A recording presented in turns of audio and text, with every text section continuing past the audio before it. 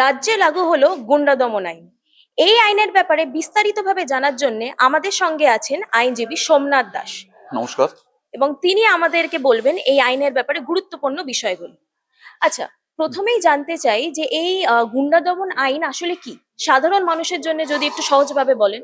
গুন্ডা দমন আইন যেটা অ্যাকচুয়াল হচ্ছে the West Bengal public safety and control of anti social act যেটা বলা হয়েছে, সেটা আজ সকালবেলায় বিধানসভা থেকে পাস করা হয়।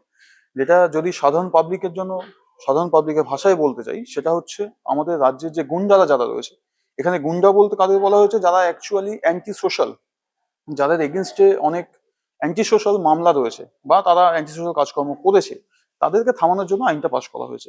আচ্ছা, এই আইনে বিচার শুরু হওয়ার আগে একজনকে সর্বোচ্চ 1 বছর আটক করে রাখা যেতে পারে। তো এই নিয়মটা আইনগতভাবে কতটা ঠিক? আচ্ছা, এটা যদি সাধারণ ভাষায় বলা যায়, যেটা এই আইনে বলেছে যে একজন আসামিকে বা একজন অ্যাকিউজডকে, ক্রিমিনালকে, তাকে 1 বছর অব্দি বিফোর ট্রায়াল আটকে রাখা যেতে পারে, ডিটেনশনে রাখা যেতে পারে। সে কথায় বলতে গেলে পরে এটুকু বলতে হবে যে অনেক সময় আমরা দেখেছি অনেকে মিথ্যে মামলাতে লম্বা সময়, সেটা 1 বছরের বেশি, 2 বছর ডিটেনশনে থেকেছে, দেন তারপরে গিয়ে সে অ্যাকুইটেড হয়েছে বা নির্দোষ প্রমাণ হয়েছে। সেক্ষেত্রে এখানে যেটা বলেছে যে ম্যাক্সিমাম 1 বছর অব্দি তাকে ডিটেনশনে রাখা যেতে পারে। আমার মনে হয় সেক্ষেত্রে অনেক আসামি যারা নির্দোষ, যাদের আমরা আসামি বলে বলি প্রথম থেকে, তারা হয়তো অনেক বেশি সুরাহা পাবে। এই আইনের অপব্যবহারের আশঙ্কা ঠিক কতটা, মানে নির্দোষ মানুষ কি এর শিকার হতে পারে? এখানে নির্দোষ ব্যক্তির এখানে ইনভলভ হওয়া বা এর অপব্যবহার, যেটা আপনি বলতে বা আমরা বলছি বা ভাবছি, আমরা যদি একটাকে একটু ভালোভাবে দেখি, এখানে খুব স্পেসিফিক্যালি বলা রয়েছে কাদেরকে এখানে ক্রিমিনাল বলে বলা হয়েছে। ক্রিমিনাল বলে বলা হয়েছে তাদেরই যারা প্রিভিয়াস কোনো অ্যান্টি সোশ্যাল কাজে ইনভলভ, যারা ড্রাগস, নার্কোটিক্স এরকম যেগুলো আমাদের সমাজের ক্ষেত্রে হানিকারক, সেই ধরনের ইনভলভমেন্ট যাদের আছে, তাদেরকে এখানে অ্যাজ এ ক্রিমিনাল বলা হয়েছে। তো পাবলিক সেফটির জন্যই অ্যাকচুয়ালি এই অ্যাক্টটাকে আনা হয়েছে সেই ক্রিমিনালগুলোর থেকে। এবার আমি যদি এখানে বলি যে নির্দোষ মানুষের এখানে ইনভলভমেন্টের জায়গাটা ঠিক কতটা হতে পারে, দেখুন এখানে যে পার্সন গুলো বা যাদেরকে ক্রিমিনাল বলে বলা হয়েছে, নির্দোষ মানুষের সেখানে অ্যাজ এ ক্রিমিনাল হিসেবে ঢুকে যাওয়া বা সেই নামটা হওয়া চান্সেস খুবই কম। তো আমার মনে হয় সেখানে মিস ইউজ বা যাকে বলা হয় নির্দোষ মানুষকে এখানে ঢুকে যাওয়ার যে জায়গাটা, আমার মনে হয় সেই জায়গাটা খুব একটা থাকছে না।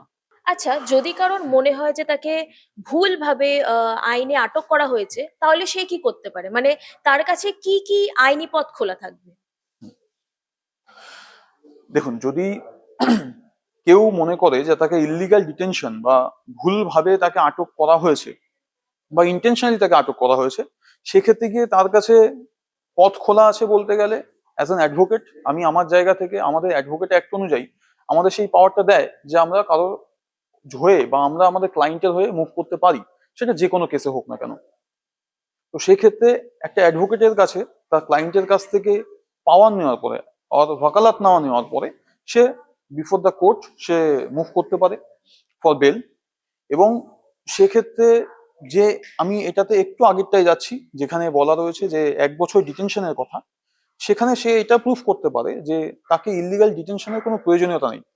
এবং যদি এই বেল মুভ প্রপার কোর্টের কাছে যদি আমরা বেল নাও পাই, বা কখনো যদি মনে হয় যে সেক্ষেত্রে পুলিশ ঠিকঠাক ভাবে কাজ করছে না, আমরা রিট ফাইল করে, যাকে হ্যাবিয়াস কর্পাস বলে আমরা জানি লিগ্যাল টার্ম, সেই তার মারফতে আমরা বিফোর দ্য হাইকোর্ট যেতে পারি এবং আমি আমার জাস্টিসটা চাইতে পারি। ধন্যবাদ সোমনাথ বাবু। আরো গুরুত্বপূর্ণ তথ্য জানার জন্য চোখ রাখুন এবং ফলো আর সাবস্ক্রাইব করুন দ্য বং ভয়েসকে।